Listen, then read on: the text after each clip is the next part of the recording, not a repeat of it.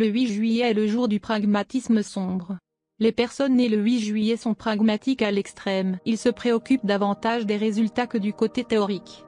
En tant que fondateurs ou créateurs, ils sont en mesure de construire une organisation, une famille et une entreprise, menant ce but de près.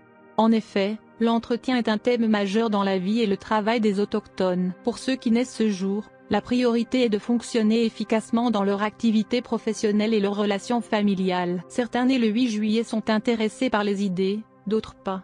Les idéaux ne sont pas si importants pour ces gens puissants. Ainsi, ils peuvent risquer d'exploiter les autres pour gagner.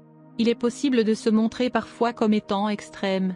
Les actions morales sont moins importantes et rarement prises en compte. En général, elles ne s'intéressent pas particulièrement aux questions religieuses. Le 8 juillet, les autochtones travaillaient très fort, prêts à consacrer leur temps à des questions d'intérêt. Ils seront concernés par les situations qui offrent des récompenses financières. Ils s'intéressent à tout ce qui peut contribuer au bon fonctionnement de l'organisation ou de l'institution dans laquelle ils opèrent. Naturellement, leurs amis et leurs familles bénéficieront financièrement de tels efforts.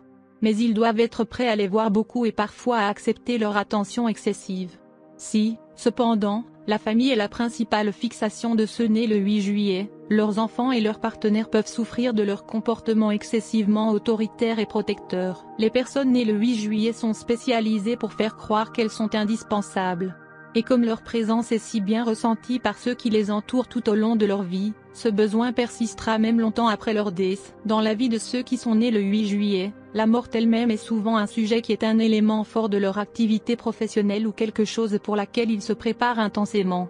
La plupart des personnes en bonne santé nées aujourd'hui conservent leur sens de l'humour lorsqu'elles font face à un problème aussi grave. Ceux qui font partie de leur famille seront rarement licenciés après leur décès, puisque les investissements dans l'assurance ou d'autres fonds sont généralement considérés judicieusement.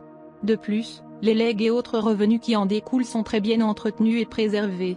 Les autochtones plus évolués et leurs collègues prépareront spirituellement les enfants à ce moment. Ils veilleront à laisser de bonnes pensées et de bons souvenirs, des idées et des principes pratiques que d'autres peuvent utiliser pour être guidés. En ce qui concerne leur travail, les indigènes du 8 juillet doivent prendre soin de leurs pulsions égoïstes.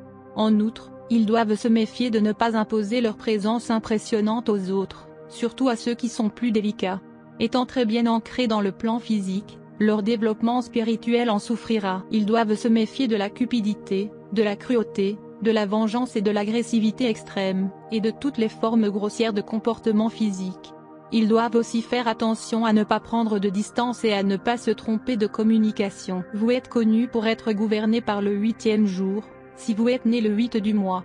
Il y a beaucoup de grandes personnalités, des auteurs, ainsi que des artistes nés le 8 juillet, Kevin Bacon, Hugo Boss, Angelica Houston, Jean de La Fontaine, etc. Votre planète dirigeante est Saturne.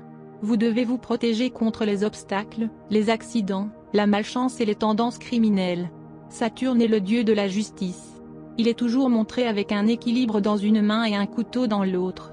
Saturne pèse votre passé et vous punit selon vos actes. Si Saturne est votre planète dirigeante, n'oubliez jamais le terme ce que vous semez, ainsi vous récolterez. Si vous êtes né le 8, votre nombre de jours est de 8. Vous pouvez souffrir au début de votre vie, mais cela va changer. Vous devez prendre des précautions supplémentaires contre les mésaventures et les accidents dans votre vie.